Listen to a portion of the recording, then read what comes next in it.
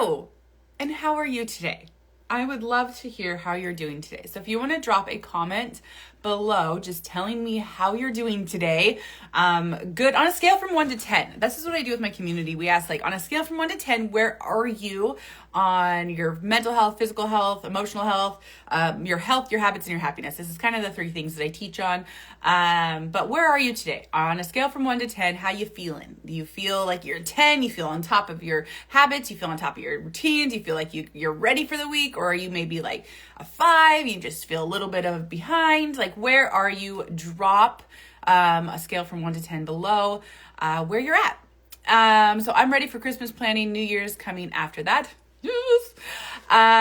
Okay, so I have a really, really exciting live today. I'm going to be interviewing somebody that I've worked with. And she's going to be sharing some things that she has learned while working together, because we have a 1 month left of this year. And I don't think that we should wait until 2025 to get our health, our habits, and our happiness in check. I also think that we can start planning for 2025 now. We don't have to take steps back during this last month. We don't have to feel like, oh man, I didn't accomplish what I wanted it to in 2024. And there's no way I can do it in the next 28 days. So I'm just going to throw everything out the door. I'm going to give up. We don't have to do any of that. We don't have to do any of that. So I want to talk to Jo. She's going to hop on here in a little bit. But we're going to invite her to kind of share what she's been working on while we've been working together. And I think it could really, really help you, because we've just seen a lot of growth in mindset shifts, habit shifts, all that stuff. So she offered to, or she agreed, she didn't offer, she agreed. I asked if she'd be willing to kind of share some things that she's learned so that we can really set you up for 2025. So if you guys would love to listen to some of the things that she's doing, I think it'd be really, really a great opportunity for you. So I want you to stick around. We're just going to give her a minute to hop on.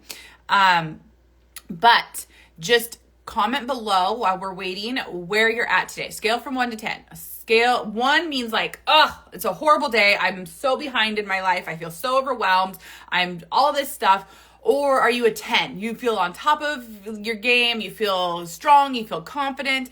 All those things. So, okay. So we're going to go ahead and allow to rehab ages ago. I had mental health problems and addiction issues. Now I'm 3 months clean and sober. Congratulations. Okay, we're coming. Hi. Hi. Hi. How are you? I was just listening to you. I was just thinking, I'm a 10 10. today. I'm a 10. Yeah, I didn't sleep at all last night. Really, really badly. So thinking about my mental health, I went on Threads at 5 o'clock in the morning and said, should I go back to bed or should I go to the mountains? And Threads told me to go to the mountains. So, um, watch the most wonderful sunrise. So I'm absolutely exhausted, but really, really a 10. So how Nice. are Love you? it. I do that with social media too. I'm like, what should I do? Because I know that you guys are going to probably encourage me to do like something healthy or good or whatever. So I'm like, then I have like some sort of outward motivation that I have to like show up for you guys. Yeah. Grateful 10. Andy says he's a grateful 10. Okay, well, I appreciate you coming today to hop on Thank this you for live with me. asking me. Thank you Yeah. for asking me. I just have seen so much like and I want you to share what you feel comfortable sharing of things that you've learned, but things that could help other people. So if you wanted to kind of share like things that you have implemented that have helped you so that other people can kind of grow Mm, be without falling a step behind for this last month of the year, and then what things they can start thinking about and implementing in 2025. sure. You probably can all hear that I'm not from the States. I don't live in the States. So I got in touch with Gentry over social media. So I would encourage you there are plenty of places you can look for help, and they might not be the obvious ones. So we've never met, and we met on the internet, and I'm so grateful for that.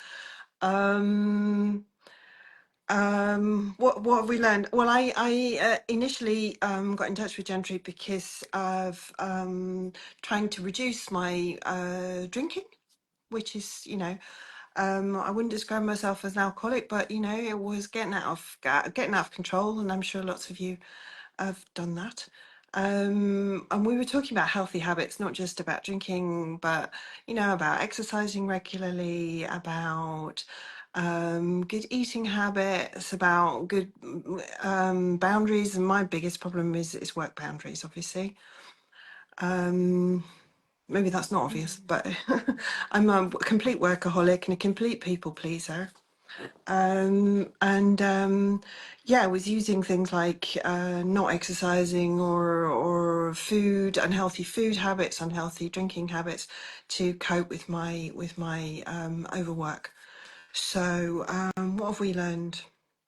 I think my main takeaway from we've been working together, I think nearly 2 years. It'll be 2 years in the spring. So one of my main things takeaway was about consistency for me is 100, has always been 100%. I had to give my best, I always had to give my best. And the fact of the matter is then you fail. You never are 100% consistent. And if it's not perfect, then it's not worth doing, is it? So then you just give it up altogether. So I remember us talking about, 2/3 consistency is monumental. And I've it's about a year that I've been working with that idea, but it's so empowering because you fail one day, you fail 2 days, you're still in 2/3 consistency. It's fine. That's one of the things. I think too. So just a quick note on that is like you did come to me with like wanting to kind of like address your relationship with alcohol. And I think so many times people think that I have to be like a blackout drunk alcoholic, like burning my life down to reevaluate your relationship with alcohol. And that wasn't the case. It was just like, I feel like I'm kind of using this as a coping mechanism. Like, you don't have to identify as an alcoholic. You don't have to identify as like having a problem. It's just like, I just don't really like the way I'm using this. So I want to revisit different coping mechanisms and kind of Yeah, address that. yeah, absolutely. I mean, kind of irrelevant to the point, but my relationship with alcohol is not a bad one. It's not.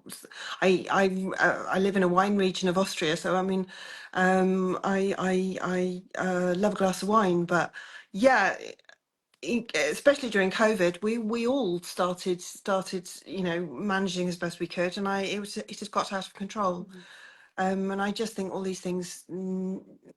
Every time you feel like you're out of control, it needs to be addressed, and it can be all kinds of things. In my case, it was particularly drinking. So, but less the drinking was the focus, but it was replacing healthy habits. So it was instead of drinking enough water, instead of going out for a walk, instead of doing my yoga, instead of doing my meditation, it was my anchor, and yeah, I'm glad that's not the case anymore. So. Yeah, it just became an unhealthy coping mechanism. So if you guys are watching this on live, if you want to, or even if you're watching this on the replay, comment your relationship with alcohol. So are you sober? Are you sober curious? Are you like, do you feel like you have a healthy relationship? But just let us know in the comments.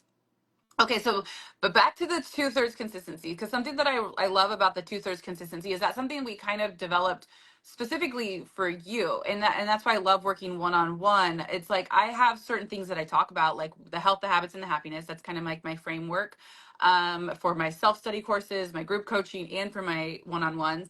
But when we work one on one, we like it's a lot of brainstorming of what works best for you and realizing that perfectionism, that 100% feeling like I have to do everything perfect all the time, was where we kind of came up with this idea, like what if we don't have to do everything perfect all the time? What if we just said, as long as I'm doing it 2/3 of the time, I'm successful? So what are some things that have changed since you've kind of changed that mindset? Like how has your growth changed from that? I feel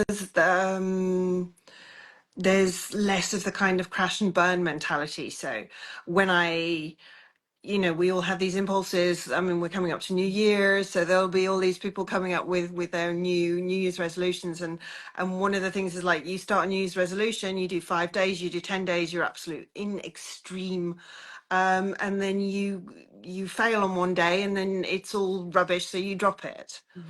And I found that the 2/3 consistency has helped me to be kinder to myself. So uh, I might fail on a Monday. I always fail on Mondays because Mondays are dreadful. Um, but and I realise most of you are out here on Monday morning, and I'm here on Monday evening, so my Monday's nearly done.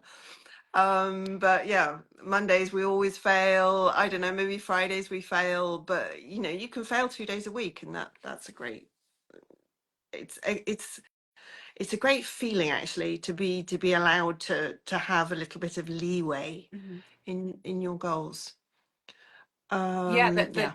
the grace, giving yourself that grace. And I like that you said it's less crash and burn, because it's like instead of like perfect all the time and then it's too much and then we crash, and perfect and crash and perfect, it's kind of like, okay, I did okay. Oh, it's Yeah. okay. I can get back on. Yeah. Yes. And I would add one thing to that actually. I remember we were talking about two-thirds consistency, and I was still struggling, you know, for lots of reasons because of work pressure and so on.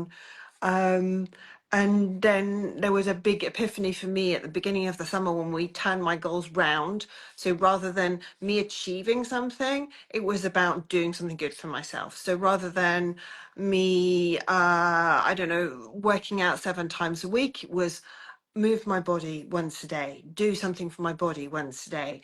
And that it's just a tiny mental shift, but that made a huge difference. So I have three goals a day now. One is to do something for my body, one is to do something for my brain, and one is to do something for my spirit, if you like, for myself. So that might work out as read a book, do a workout and meditate, or it might work out as go and take some photographs or learn something and do some yoga. I don't know, but those are my.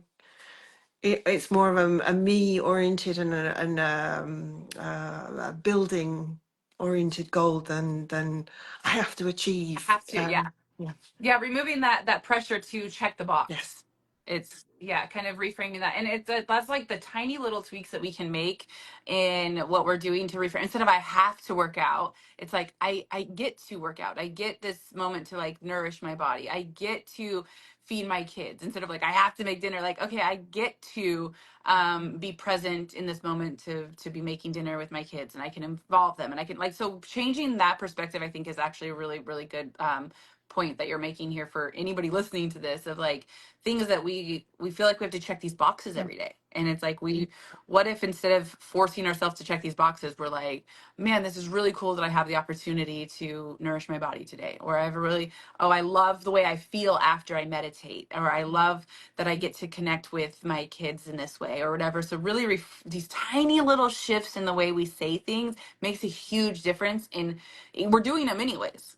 Like Yeah. if we're gonna do them anyways, like how can we make it more of like an enjoyable um task for ourselves, and feel like what why we're doing it, like really look at the why behind why we're doing it. Yeah, absolutely.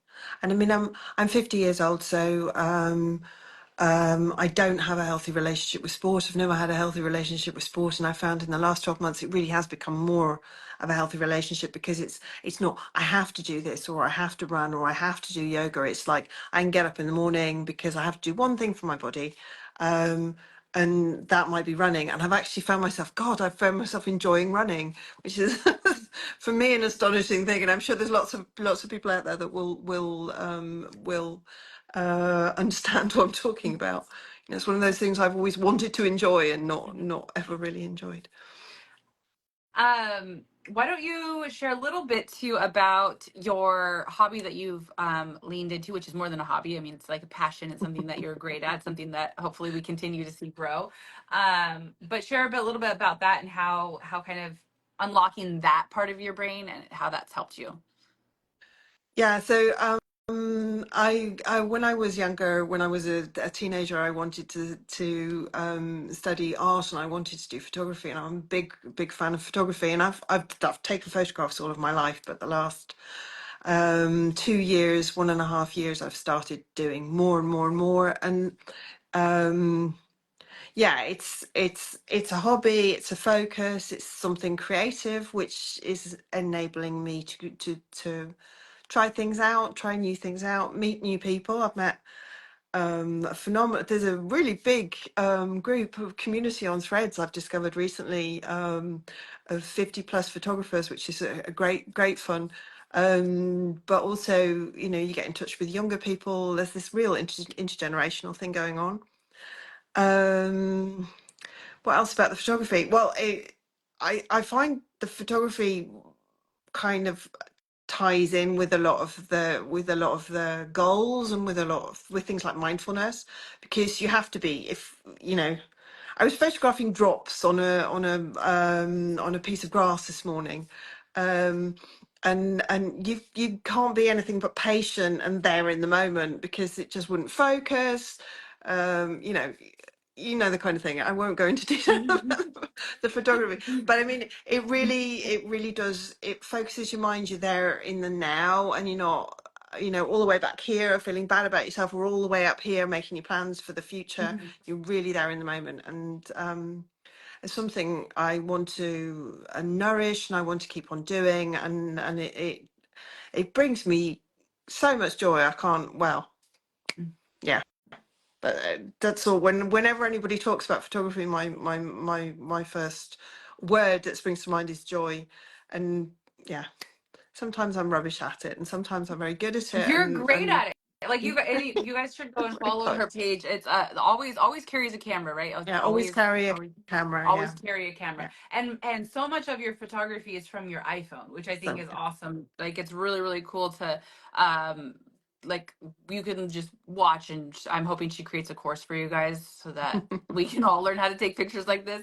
Um but unlocking that, like, so the first thing that you said is like, when I was a kid, I liked art. I liked photography. And I think so many times as we get turned into adults, we get into this mindset of like, okay, I have to do this. I have to work. I have to check these boxes. I have to pay the bills. I have to. So we stop kind of exploring the things that brought us joy as a kid. So I think that's a great tip for anybody that's feeling like in this monotony of adulthood of like all these chores and responsibilities. It's like, go back to when you were a kid. Go back to when you were in middle school, when you still had a lot of hope for your life. No, but like, what did you like? Like, I used to love to write. I used to write plays. I used to be dramatic. I used to like, or like be in drama and do. Like, I loved that.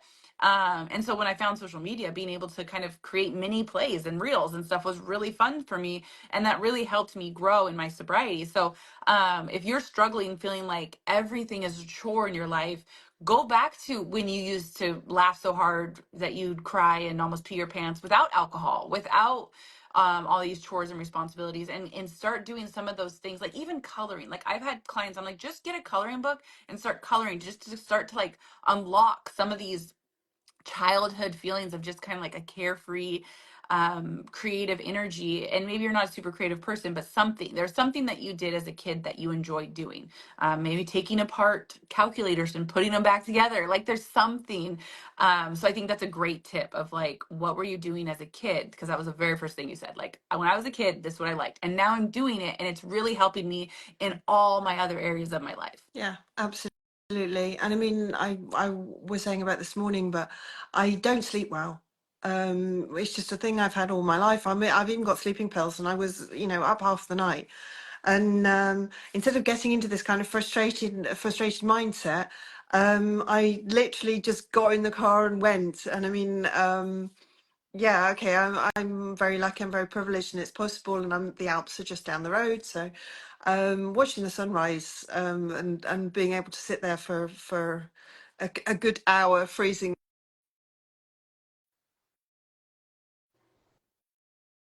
Oh, you still there?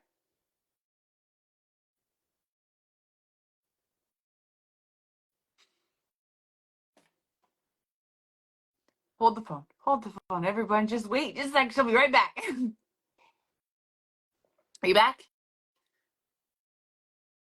Oh, oh wait, we can't hear you now. Oh, there we go. Now we can. Oh, no, we can't. Yeah, hold Wait, on, now we is can. it working? We're Oh my working. gosh, We're working now. I We're working now. apologize. No, I you're fine. apologize. I lost my internet. That's, Yeah, I can't remember where I was, but I was being joyful about photography anyway. Yeah, no, yeah, I, it I is. think It's important, and I think people like it's more. I think that the point that you're making with this, and that I want you guys to understand, is that it's more than just taking pictures. Like Yeah. when we're able to do little things, little hobbies for ourselves, it makes it's just important. It's something that helps us in other areas of our life. So watching you light up Absolutely. about that, Yeah. it just really it translates. I know I would, I'm talking about photography, and it might be something else. It might be something else that you want to do. But I mean, I found myself, I walk between appointments when I'm at work. I'm a project manager in a training institute, and there's a lot of stress every day. And I suddenly, over time, I found more and more when I was walking between appointments or when I was really stressed out, that I was just like more mindful of what was going on, because I was thinking as a photographer. So I was thinking, oh, that's a nice view over there, or oh my God, there's a rainbow over there. And you're just paying much more attention. You're much more mindful of what's going on around you. And then the days don't kind of blend into each other, because you've got a 9 to 5 life, but you remember that day because there was that rainbow, or that day because you took a picture of that statue, or whatever. um it grounds you, and it keeps you. I don't want to say sane, because I don't want to give a value judgment, but yeah, it really does actually. I found that, well, in the last 2 years, last year and a half, it's certainly been my sanity. Mhm. I love it. Any advice that you would give somebody that is, um, let's see, what would be a good, what was, let me rethink this question. What would be like the number one thing that you would tell somebody that you've learned from our coaching that they could take into the next year? There's probably two things. The first one is be kind to yourself, because Gentry will always be kind to you, and it reminds you to be kind to yourself. Thank you for that. And the second one is the childlike innocence, if you like. I mean, I first started watching you because of the table, and I'm sure you've heard this a million times, for various reasons. But it was just the sheer abandonment and joy of you dancing on that table. Is the table still there? The table is still, it's very, very wobbly. It's very Do you wobbly. still have the It's a table? little bit cracked in the middle too. And you know what's funny about that is I've had several clients that I have made comments about the table of like you just like the carefree, like you said. But I've also had business coaches tell me stop dancing on the table, that they think it gives a bad look, that it's not professional. And I get like inappropriate comments sometimes because I'm dancing on Yeah, the sure. table. But I have actually, a lot of my clients have said like that's the table is something that drew them to it. Yes. That's how I first started watching your reels. And it's when I do reels, I mean, obviously my style is very different, very British. Apologize for the accent. But it's encouraged me to be more outgoing, or more to have fewer inhibitions, because obviously as a British person we come with a whole package of inhibitions. So yeah, it was, yeah, be kind to yourself, and be more joyful, be more abandoned, let go. This would be my advice. I like that. Be kind. Be kind to yourself. I think you can, like, nobody's ever changed from guilt and shame. Guilt and shame will just weigh you down. So that Yeah, kindness is such an important, which is what the 2/3 that came from is okay. Let's give ourselves an opportunity to be kind to ourselves. Be authentic. Cliff says be yeah. authentic. If you guys want to drop what you things that you would share with somebody in the comments, or like what's something that works for you, drop in the comments here, or if you're watching this on replay, drop them. Also, if you are interested in doing some coaching, group coaching, one-on-one coaching, comment quit below, and I will reach out to you with different ways that we can work together, or do self-study stuff, because I also do self-study, where kind of go through a lot of things. I work the health, the habits, and the happiness, kind of coach on that, how you can kind of train yourself in these areas to find the joy, and unlock that inner child. But thank you so much for joining me today. I really, really appreciate it. And I just love everything that you're doing. I just see you growing all the time. And I appreciate you sharing some of the things that you learned. Thank you. Thank you for having me. Yeah. Been a joy. All right. Now go to bed. It's your bed. It's late for Yes. you. It's our morning Yeah, time. for time for me to go to bed. Now Yes. get ready for bed. All right. Thank you.